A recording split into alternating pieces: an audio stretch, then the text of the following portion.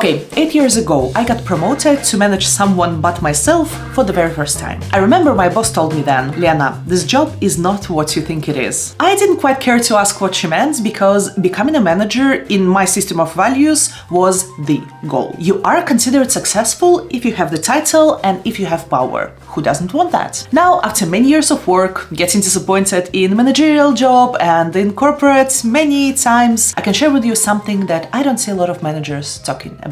Let's go. First, middle management. What are we even talking about? In the majority of the companies, there is a certain hierarchy. On the lowest level, you have employees that only manage themselves. Then you have managers on different levels. And on top, you have executives and CEOs who are sometimes also the owners of the company. And people who are sitting on these different levels are thinking about very different things. So executives who are on the very top level layer of the company, they are thinking very long term. They're thinking about the vision. They are these fellas in the clouds who are thinking about, what will happen in the company or with the company in 1, 2, 5, maybe 10 years from now. Compared to executives who are somewhere in the clouds, we have employees who are, you can say, on the ground. They're doing the actual work that makes company operate. And they don't care about the strategy or the long-term vision, most of them, because they care about executing their job. Our fellow middle manager is sitting in between of these two layers, and it has implications. And the first one is, as a middle manager, you need to implement the ideas of your top management, of your executives. And it's not a problem by itself. I mean, it's normal. There are people who are thinking about the longer term strategy, and you are basically working on making this reality. But the problem is,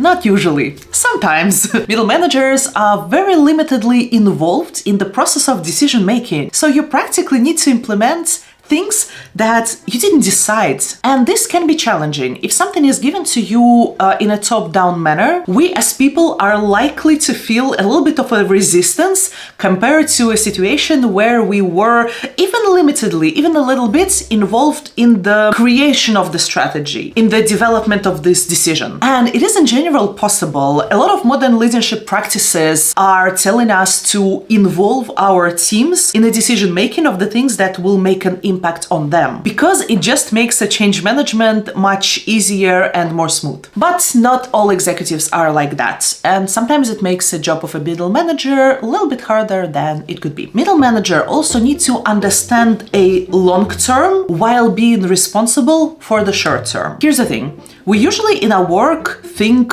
quarters or sometimes maybe the annual goals, often because the performance management cycle in a lot of corporate is organized like that. We think in the horizon we are evaluated in. And this is normal, this is just how the process works. But the point is, executives are thinking much more long term. That's why you constantly have to operate in very different timelines and make sense of both. Because if, as a middle manager, if you will get too carried away with the short term cycles and fail to think about long term, I promise you, your executives will remind you about that. In general, your higher ups are usually giving you the strategy, and it is your job to make it a reality.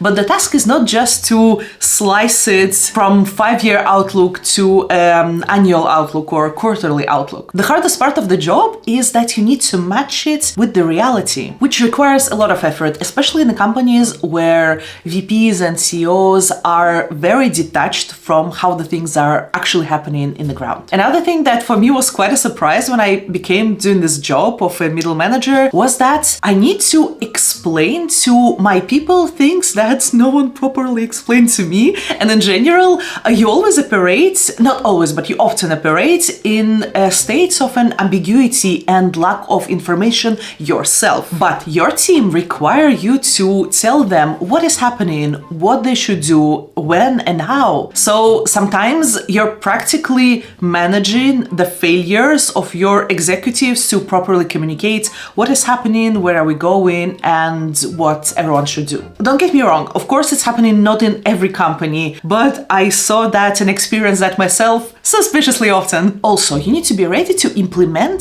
tough decisions that can come from above practically any time. And at the same time, you need to support your teams, but without favoritism, because middle managers are on the front line of organizational changes. Well, almost any changes in the company. If the company will need to do layoffs, you will be the one who will make this happen. Or if they would go through transformations, you'll be the one to do it. And it happens unexpectedly sometimes. I mean, come on, 2020, we all still remember that. It was undoubtedly hard for everyone, but my personal compassion goes to the middle management layer who were kind of trapped between inability of the higher management sometimes to make decisions and their teams who demanded what they need to do. So you can sense the theme here, right?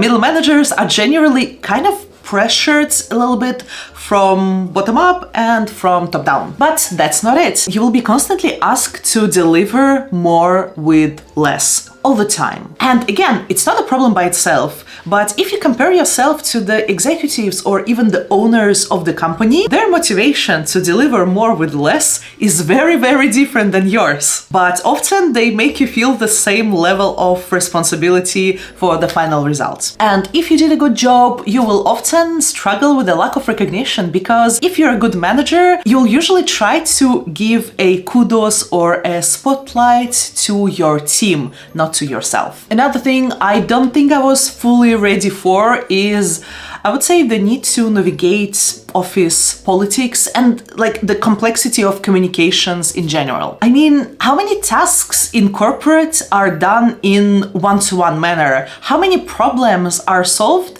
just with two people in the room? Not much. Complex issues, complex problems require different people to talk to each other, sometimes from different departments, sometimes from different seniority levels. The art of being a middle manager is not in how we set and control the tasks, as many people think, but it is the ability to inform all of the stakeholders about the processes, the subordinates, the top managers, everyone who is involved. Receive feedback from everyone on time, and sometimes arrange all of these people to sit and talk to each other, and do it quickly. This way we quickly solve complex issues, consult on things when needed, remove the obstacles from the path of our teams, and prevent situations when people are doing useless and meaningless work. And most of these problems are actually solved by a quick run through the office from chair to chair and a lot of chats with a lot of people and following the, oh my god, the principle, never eat alone,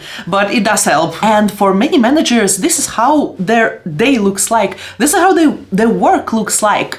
And this is a key to the success of theirs and their teams. And we need to keep constant connections with everyone and not just 5 people somewhere, executives in the management boards, but all across the company. Okay, one more thing before I switch to what do I do about all that. I have my own management style and my own perception on what I think is important for a modern manager and the leader. And sometimes my management does not share the same opinions on things. For example, I consider myself as an empathetic leader, and this is what I promote constantly in my work.